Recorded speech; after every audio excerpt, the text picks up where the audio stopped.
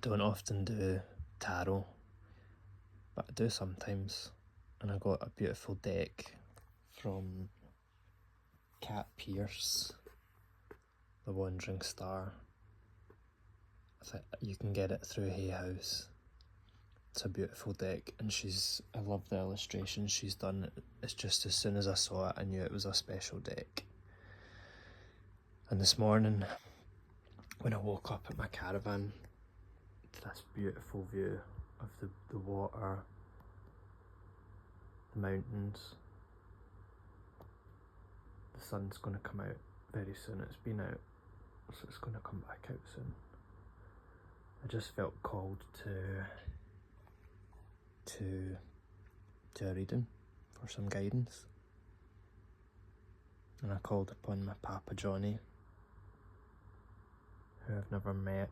He died in 1989 and I was born in 91, but I've been told many times in my life that he's around me and guiding me and looking out for me, basically.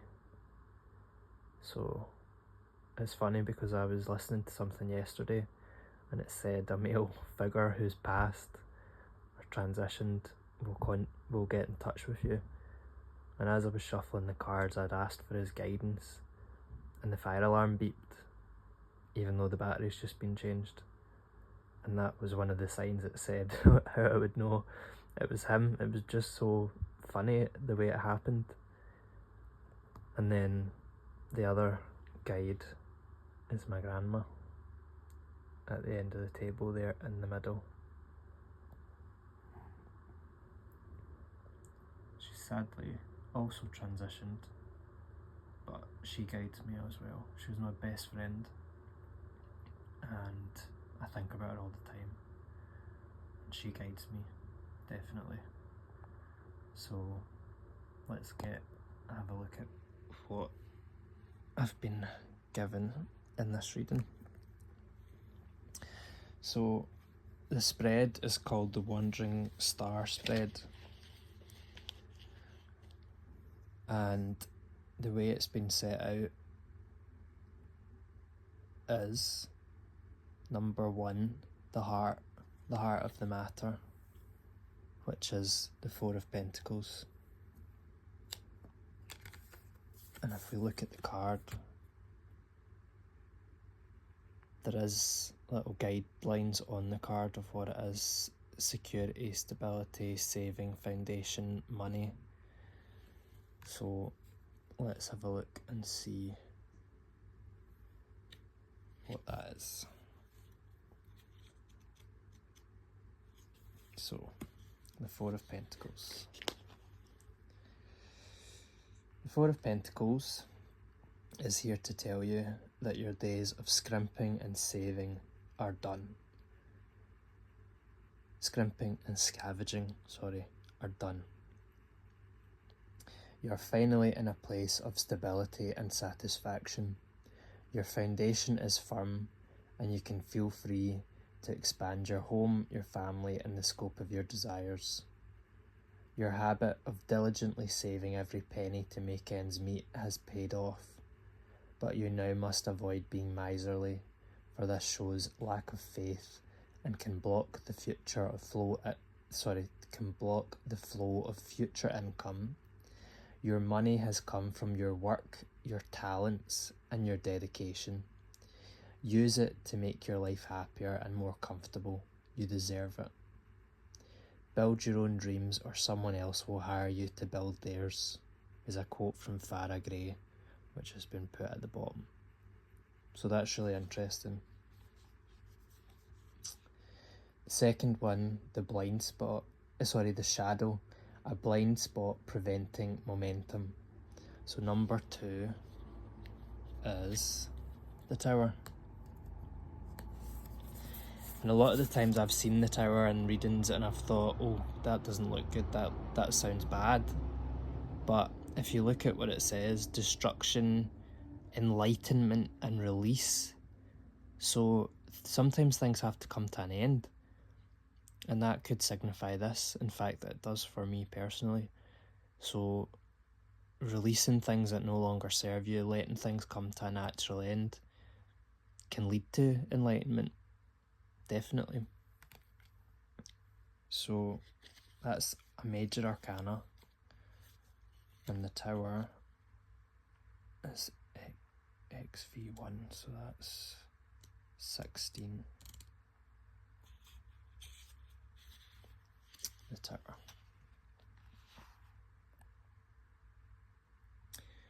Lightning strikes the tower, and just like that, nothing will ever be the same.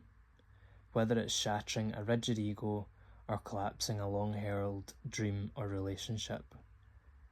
The tower moves fast, and the message is clear. Things must change. Ruled by the disciplinarian planet of Mars, this card comes with a strict dose of medicine that doesn't always go down easily. It will serve you well to surrender to this mighty intervention. Do not fight against it or question its purpose. You are here to learn important lessons and release attachments that don't serve. Sometimes your castle must burn to the ground in order for you to see new possibilities.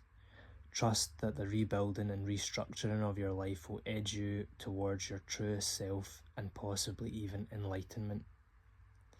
Every new beginning comes from some other beginning's end. A quote from Seneca.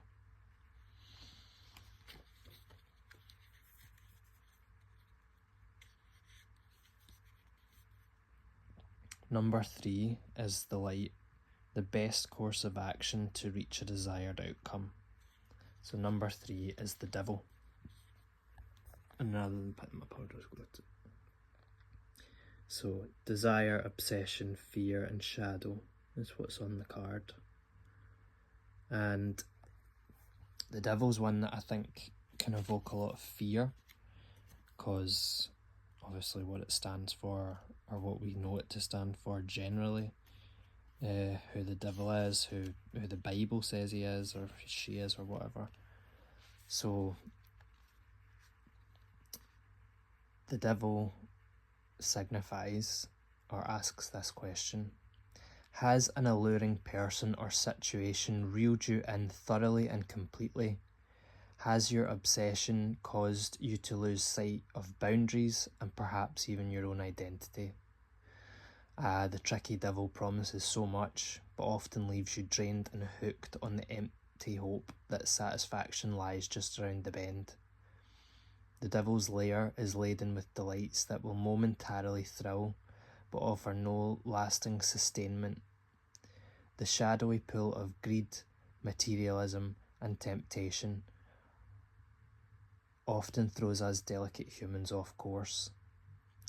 The appearance of this Capricorn-ruled card should prompt you to clear your heart and head and dig deep to find true nourishment. It's fear that keeps us grasping at empty desires. Have faith that there is a deep well of love that resides in every heart, and it is accessed by going quietly inward, searching for instead of searching for fulfillment outside the self. And the quote at the end by Nietzsche: whoever fights monsters should see to it that in the process he does not become a monster. And when you look into an abyss, the abyss also looks into you. So I can honestly say this is just spot on for me of where I'm at in my life right now. Number 4, the wound. A core wound that may block intuition. So this is judgment, acceptance, awakening, and assessment. So that's XX, that's 20.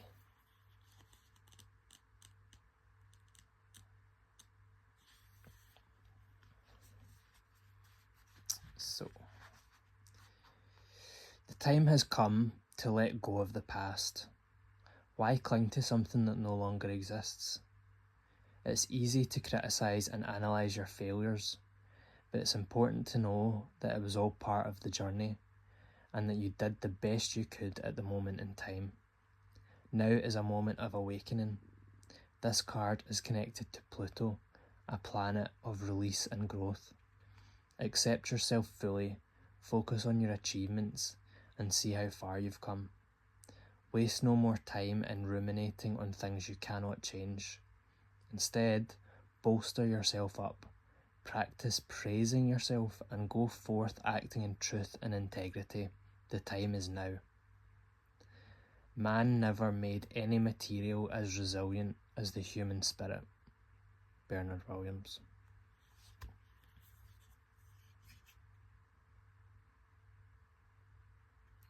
Number 5, the sway, an external influence that needs evaluating, is the Two of Pentacles. Harmony and balance. So Pentacles are always related to earthly things like money, possessions. So let's see what I've got here.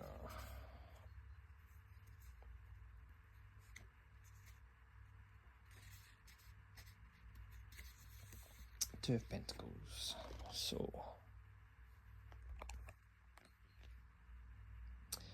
sometimes there is a tendency to avoid matters of money if we are in a state of lack. The Two of Pentacles asks you to face the situation head on, tally up debts, craft budgets, and make a consistent effort to have a clear view of your outgoings and incomings. If you take control of this situation, instead of pretending the pile of unopened bills doesn't exist, you will soon find balance in your finances. You are bigger and stronger than money and debt. You must not fear it or let it have power over you. You are capable of earning and providing for yourself and others. This energetic shift will allow you to find harmony with money flow, and it will redirect the cash current to move in your direction. And a quote at the end by Mary Pilon: money can be a reflection of our perceptions of power, self-esteem, personal history, fears, and happiness.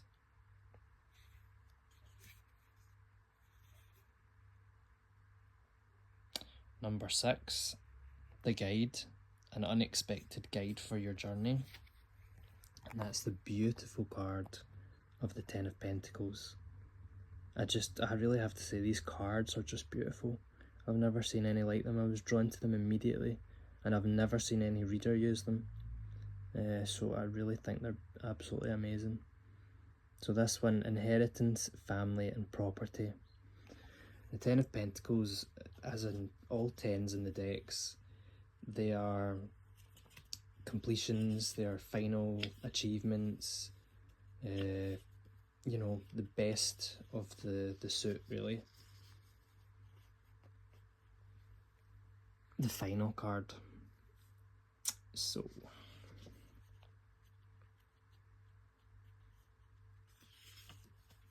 the Ten of Pentacles. The Ten of Pentacles is a card of completion and satisfaction. Life is ready to reward you abundantly in all aspects. Happiness, material wealth, and a blossoming family. It has been quite the journey that has brought you to this place of maturity, and you are ready to settle into the joy of committed love and tending to a home. This card sometimes predicts an inheritance of property or resources. It could also signify that a family elder has some life-changing wisdom to bestow upon you. Absorb all the goodness that is offered to you at this time. Life is sweet. C.S. Lewis: you are never too old to set another goal or to dream another dream. It's just beautiful. And then the last card, number 7, the outcome of your highest good. And it's funny because when I was shuffling the cards, that card actually fell out first, but I knew that was meant to be the final card. So, guiding light, inspiration, faith, hope, miracles, infinite energy. So 10, 5, so 17, let's see.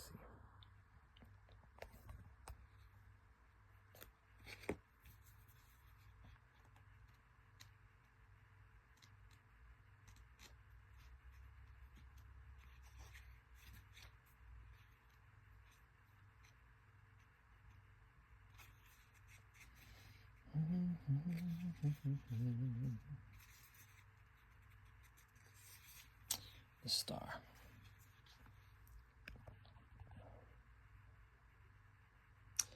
Have faith, dear one. Guidance and healing are on the way. The Star card is astrologically tied to Aquarius, and it burns bright against the night sky as a powerful beacon of hope. Prepare for a full expression of your creativity and inspiration to burst forth. Expect to be your most radiant and loveliest self.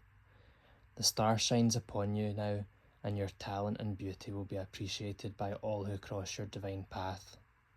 Keep an eye out for messages and even miracles from guides and angels, for they are eager to assist such an incandescent earthling.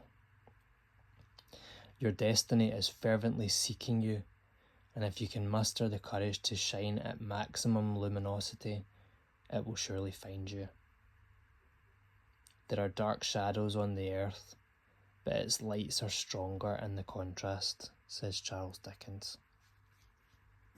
So, beautiful reading, really healing and helpful, and it explains exactly where I am in my life, and I'm sure it'll explain for other people, other Leos maybe, or just other people, because it's funny because a lot of the time, say like one tarot reading on YouTube, there'll be so many people say, this is for me, this is my reading, I can resonate with this, because the themes are there, and then the experience of your life obviously determines how you perceive that.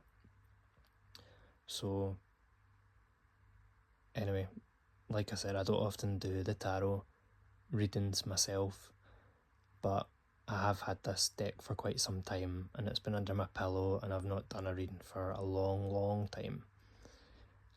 So this is exactly what I needed to know, and the encouragement I needed to move forward at this time. So thank you for allowing me to share that.